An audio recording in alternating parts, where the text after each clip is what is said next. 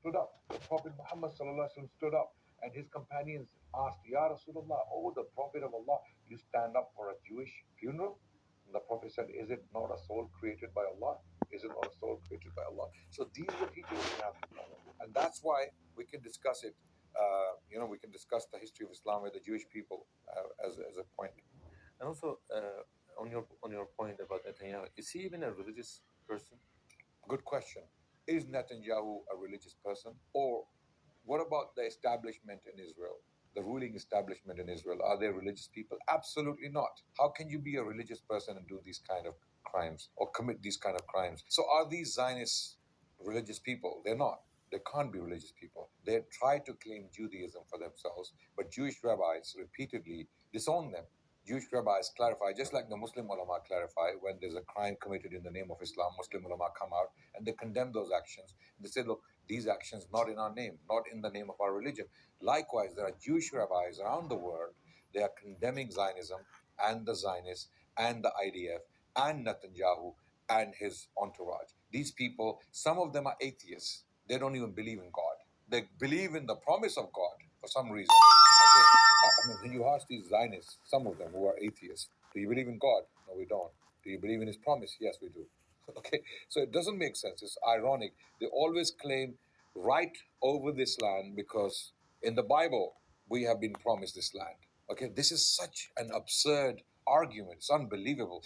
By that virtue, all Western countries have to evacuate. Okay, all major.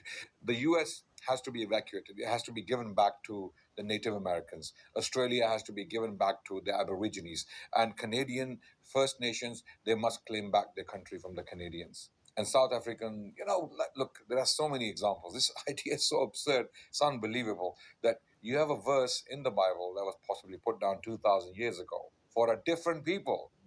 They weren't the same people. Didn't follow the same culture. Their religion was different. I can challenge any scholar of Judaism on the planet that their religion was different.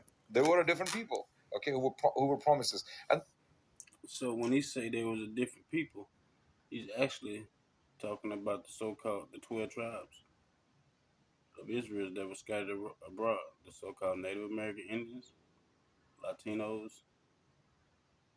and so-called blacks. You know, so this he on point about this. promise was made to the seed of Abraham.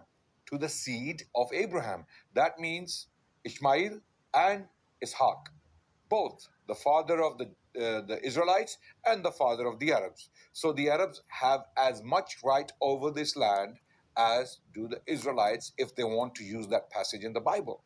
Okay, so they are not religious people. They don't care about religion. They don't care about laws. They don't care about moral values. They don't care about decent ideas. They don't care about these things. If they did, they wouldn't be firing rockets into civilian buildings, killing thousands of children.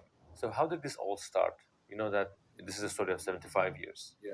So can you tell us what happened from the beginning? Okay, now that we have clarified that the Israelites were heavily persecuted by the Romans, okay, and the Temple of Solomon, what we call Masjid al-Aqsa, was destroyed twice, first by the Babylonians, then by the Romans, and then it was never built again. And the Israelites are not allowed to live in the land of Palestine on pain of death. If they were found in Palestine, they would be killed on the spot by the Roman authorities, and then later on, Romans, as you know, became Christians. The Roman Empire, including the emperors, became Christians.